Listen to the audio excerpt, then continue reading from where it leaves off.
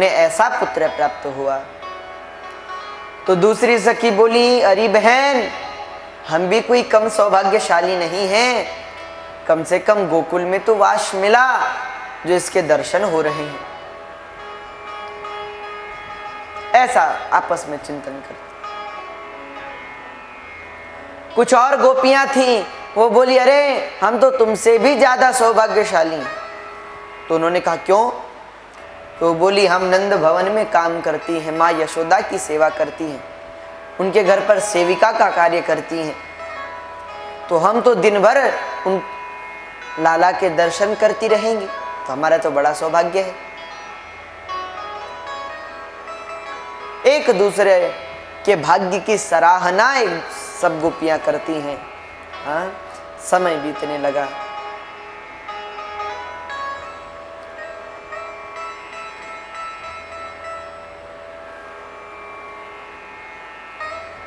भगवान आज 6 दिन के हैं।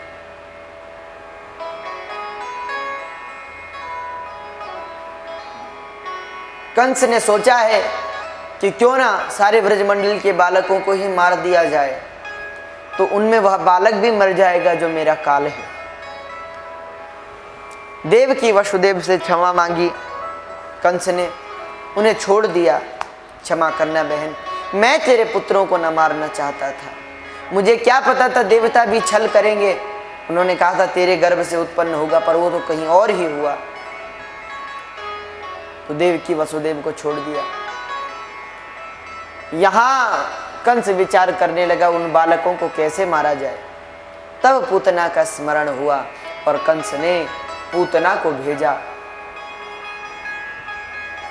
वह बकासुर की बहन पूतना स्तनों में कालकूट नाम का विष लगाकर समस्त बालकों का काल बनकर मथुरा से चली, पर उसे पता नहीं है व्रजमंडल में तो वो आया है जो काल का भी भक्षण करने वाला महाकाल है, जिसके दर पर काल भी सिर नवाए वो आया है। भगवान के पास तो देखेंगे आप, अथ सर्वगुणोपेतः कालः परम शोभनः। जब भगवान का प्रागट्य हुआ तो देवताओं को तो छोड़ो, अपितु जो यमराज है जिससे समस्त लोग भय करते हैं। अच्छा, यमराज से सब डरते हैं, कोई ऐसा नहीं जो यमराज से भय ना करता हो। सभी को यमराज का भय है। सबको भय देने वाला, सबको त्रास देने वाला वह यमराज भी भगवान के पास जब पहुंचा तो अथ सर्वगुणोपेतः कालः परम शोभनः, वह काल भी सुंदर वेश धारण कर कर चला। तो भगवान का दरबार है, सब देवी देवता यहाँ पहुँचते हैं, दर्शन करते हैं। समय बीता, भगवान आज 6 दिन के हो गए हैं। नंद बाबा ने कर देने का उद्देश्य सोचा कि भाई कंस को अब तक कर नहीं दिया, कर देने जाना है, इसलिए नंद जी महाराज कर देने के लिए मथुरा को चल पड़े। छकटों में बहुत सा दही दूध भरकर और ग्वाल बालों को कहा, गोपान गोकुल रक्षायाम निरूप्य मथुराम गतः। नंद जी बोले, गोपान गोकुल रक्षायाम निरूप्य मथुराम गतः।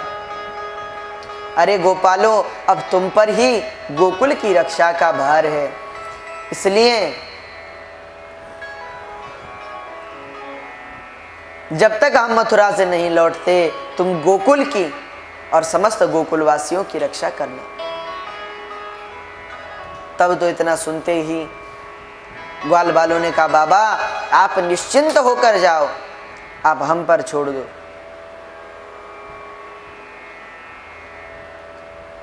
आप गोकुल का भार हम पर छोड़ दो, आप आराम से जाइए और आराम से आइएगा। नंद बाबा कर देने के लिए चल पड़े। कर दिया कंस को और कंस को कर देने के पश्चात वसुदेव जी से भेंट हुई। वसुदेव जी ने कहा, क्या बात है नंद जी, बिना हमसे मिले जा रहे थे? नंद जी ने कहा, नहीं नहीं महाराज, कैसी बात करते, आप तो परम धर्मात्मा हैं, बड़ा सौभाग्य हमारा जो आपके दर्शन हुए। अच्छा आप बताइए, आप ठीक हैं? तो इतना सुनते ही वसुदेव जी ने कहा, सब भगवान की कृपा है, सब। और देवकी जी, हाँ वो भी ठीक। वसुदेव जी बोले, नंद ये नहीं बताओगे कि तुम्हें पुत्र हुआ है? नंद जी ने कहा, महाराज क्षमा कीजिएगा, अगर मैं आपको बताता कि मुझे पुत्र हुआ है तो कहीं आपको दुख होता कि मेरे 6 बालकों की मृत्यु कंस ने उन्हें मार डाला और यह मेरे सामने मुझे चिढ़ाने का प्रयास कर रहा है। ये सोचकर महाराज मैंने आपसे बात ना कही। वसुदेव जी बोले, अरे नंद तुम जानते नहीं हो, जो तुम्हारा पुत्र है वो असलियत में हमारा पुत्र है। अच्छा वसुदेव जी तो सत्यवादी हैं, वो सत्य कह रहे हैं कि अरे नंद जी जो तुम्हारा पुत्र है वो असलियत में तुम्हारा नहीं हमारा पुत्र है। पर नंद जी ने सोचा कि ये व्यवहारिक दृष्टि से कह रहे हैं कि वो तुम्हारा ही नहीं हमारा भी पुत्र है। तो नंद जी बोले, हाँ हाँ महाराज, वो हमारा नहीं, वो तो आपका ही पुत्र है। वसुदेव जी बोले, हमें कुछ दुर्घटना की आशंका हो रही है, आप गोकुल जल्दी जाइए, कुछ अशुभ घटने वाला है। ये सुनते ही नंद जी ने सोचा कि वसुदेव जी तो सदैव सत्य बोलते हैं, इनकी शंका अवश्य कहीं सत्य ना हो जाए। और सत्यवादी व्यक्ति के मुख से तो स्वयं भगवान बोलते हैं, तो लगता है भगवान ही इनसे हमें ये बताना चाहते हैं कि गोकुल में कुछ संकट आने वाला है। नंद जी ने विदा ली, गोकुल को चलने लगे। हनुमान जी का चिंतन करते हैं, हनुमान जी मेरे पुत्र की रक्षा कीजिएगा, सारे गोकुल वासियों की रक्षा कीजिएगा। ये सोचते सोचते चल रहे हैं।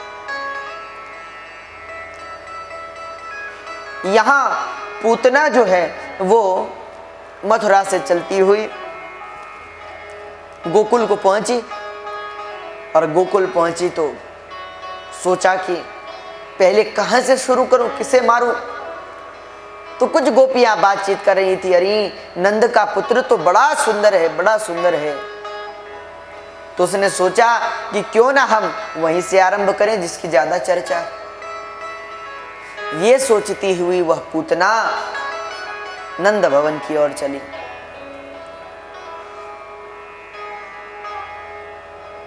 पूतना सोच रही है कि उस बालक का मैं काल बनूंगी, पर उसे यह पता ही नहीं कि वह किसी सामान्य बालक की ओर नहीं अपितु अपनी मृत्यु की ओर बढ़ रही है।